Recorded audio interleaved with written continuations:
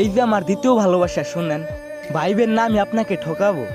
আমি এমনিতেই ধ্বংসের শেষ প্রান্তে দাঁড়িয়ে আছি, আপনি শুধু ছেড়ে যায়েন না। আমি এমনি জিন্দা লাশ হয়ে বেঁচে আছি। আমার ভাই বেরাধারো।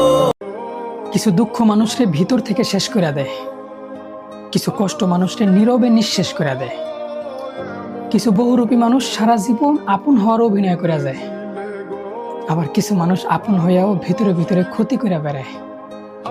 এই দুনিয়াতে আপন ভাববেন কারে?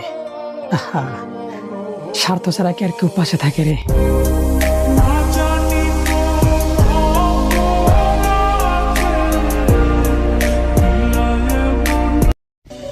যেদিন নিজেই নিজের প্রেমে পড়ে যাবেন, সেদিন রিয়েলাইজ করতে পারবেন যে ভালো থাকার জন্য এই পৃথিবীতে আর কাউকে দরকার নেই। তাই নিজেকে ভালোবাসতে শিখুন। আনন্দ নিজের মাঝেই আছে।